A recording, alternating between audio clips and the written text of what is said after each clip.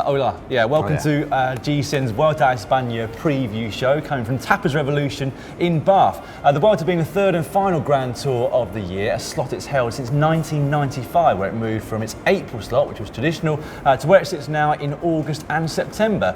But Matt, does that make the Vuelta an afterthought? No. It certainly doesn't. I mean, since the introduction of the shorter, more explosive stages, without a shadow of a doubt, the Vuelta has become one of the most exciting races of the year. And this year, I don't think will be any different. Yeah, I'd agree with that. So the 21 stages stack up like this. It all opens up with a short team time trial in France, which we'll get onto later. There's a longer individual time trial in the final week of racing. Then there are 5 mountainous stages, 8 hilly stages, and 6 apparently flat stages. Although when you bear in mind that one of these so-called flat stages finishes at high altitude. What's all that about? Yeah, exactly. Don't expect to see too many sprinters turn up this year because it's not a race for them. Patatas bravas, Dan? I'm going to have a sip of beer.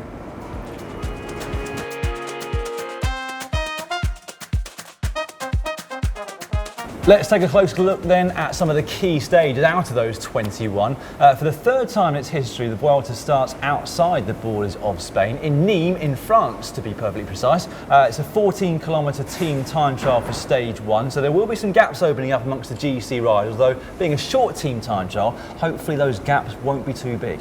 Stage 1 stays in France and is one of the few opportunities for the sprinters in this year's Vuelta to shine. And then, in typical Vuelta fashion, already on stage 3, we head into the mountains, into Andorra, which, come to think of it, Dan, we've visited Andorra on quite a few occasions over the last couple of years in both the Tour and the Vuelta. España is a pretty popular destination. Yeah, it must be the third or fourth time, I think, over the last couple of years. Now, another thing that Vuelta is known for these days is its short, very punchy climbing finishes, and one of those comes already on stage 5 into Alcacebre.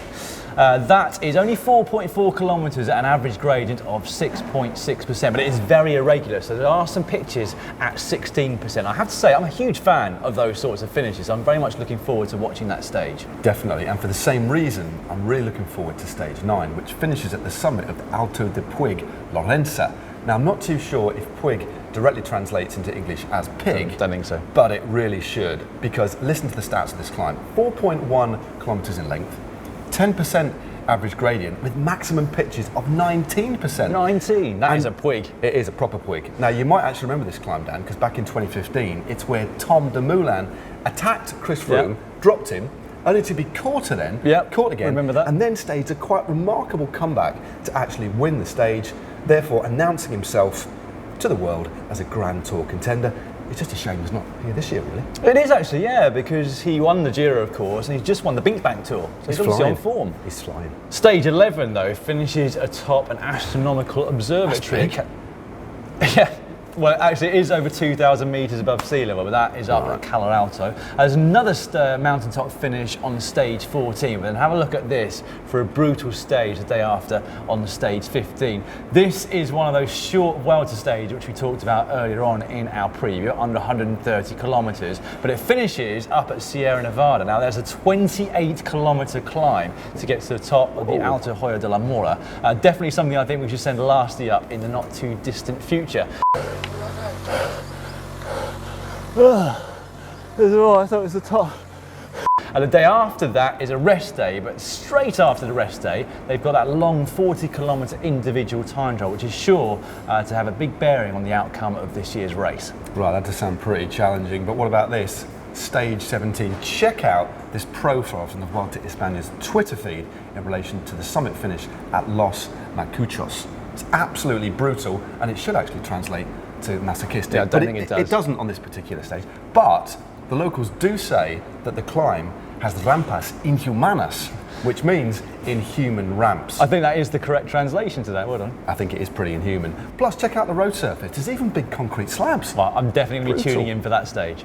The last opportunity, though, for a big GC shake-up will come on the penultimate day of the race. But what a shake-up it could be, because that stage finishes on top of the fearsome Angliru.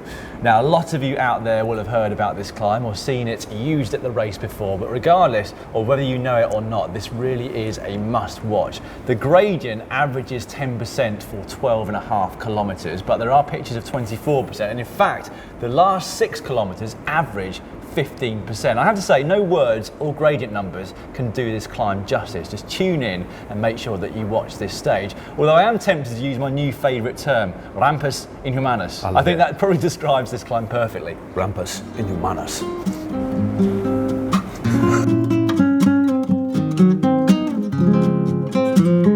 So that's the course. Let's have a look at the contenders. And we're going to start with one man, and that is Chris Froome of Team Sky. Now, agonisingly, he's finished second in the Vuelta on 3 separate occasions. And without a shadow of a doubt, the hardest of those second places to swallow would be last year, where he lost it because of a tactical error more than pure physical performance.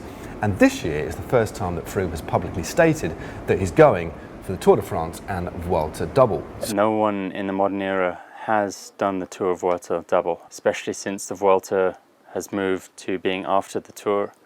It's never been done before, so in a way that's an even bigger challenge for me than just targeting the Tour de France. So motivation couldn't be higher at this point. So, could we see the first Grand Tour back-to-back in the same season since Marco Pantani in 1998? Well, it certainly seems like it's on the cards, doesn't it? Although he has got a few former winners of this race to contend with along the way, not least Alberto Contador, who, as you will well know now, is doing his last race here at the Vuelta a España. It's a race he's won on more than one occasion previously, and it'll be very interesting to see whether he goes out with a bang or not.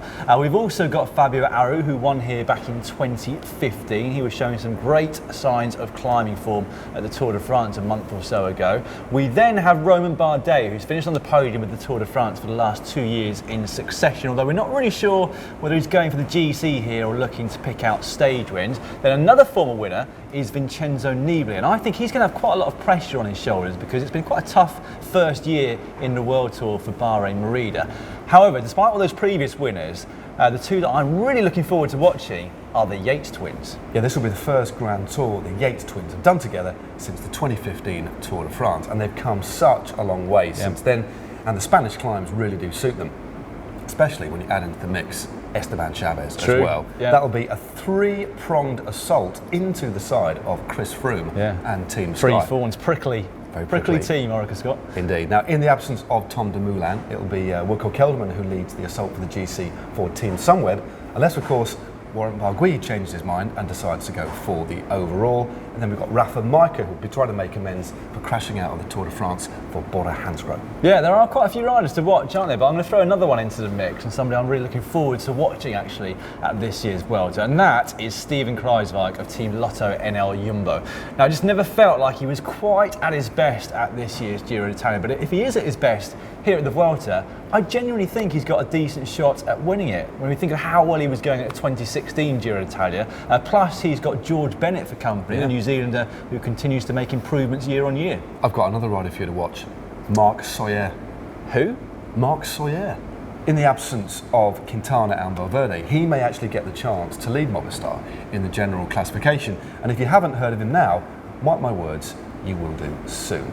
Because, like these riders before him, Chaves, Quintana and Warren Barguil, he actually won the Tour l'Avenir 2 years ago, and I think he's a mega talent. Yeah, I'm inclined to agree actually. I do remember his name now. There's another rider actually in the race this year who has previously won the Tour de l'Avenir, and that is Team Astana's Miguel Angel Lopez, Superman himself. Now, the likelihood is that he will have to work for his teammate Fabio Aru, but if he comes through unscathed, let's not forget he's had quite a lot of bad luck the last couple of years with injuries and crashes, but if he does come through unscathed over those 3 weeks, he will definitely be up there with the best climbers in the race. And whilst we're on the subject of young riders, let's give another mention to Luxembourg champion Bob Jungels of Quick-Step, who's been up there at the Giro for the last couple of years.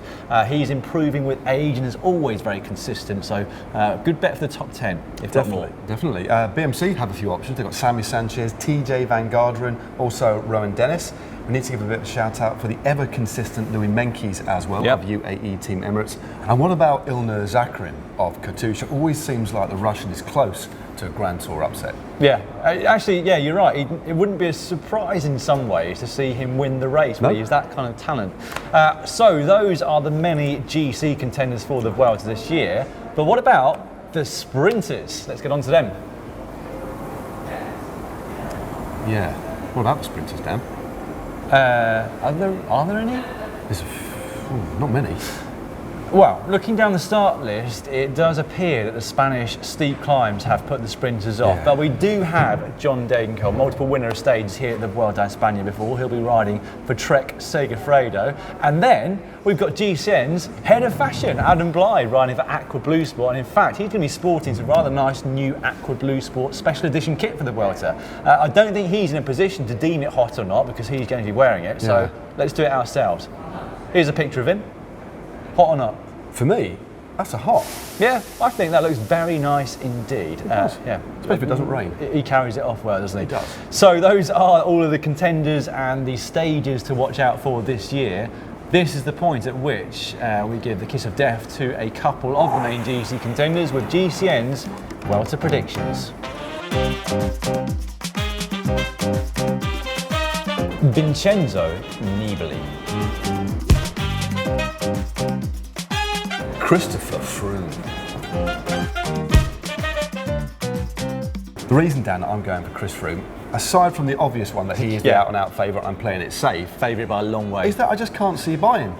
Won the Tour de France and he wasn't even in the best of form. He's had a low-key approach to the Tour, but he's picked up his form, he's had a training camp post-Tour, and the fact that he's gone out and out publicly to say that he wants to do the double, I think means a lot. I think his focus has been different. I think he's going to be sharp. I cannot see past him. For me, he's the out-and-out clear favourite, and it could only be a tactical error that he loses the race, I think, again. Well, I am inclined to agree with you, but I had to go for somebody different for obvious reasons. So I went for Vincenzo Nibali because I think he's quite an underrated rider in many ways, despite how famous he is and the fact that he's won 3 Grand Tours. Not many riders can claim that in their Palmares, although, of course, Alberto Contador has done the same. But I think the fact that he flies under the radar slightly with us at GCN and also with the press in some ways could work to his benefit because he is the shark of Messina. He's a shark ready to pounce.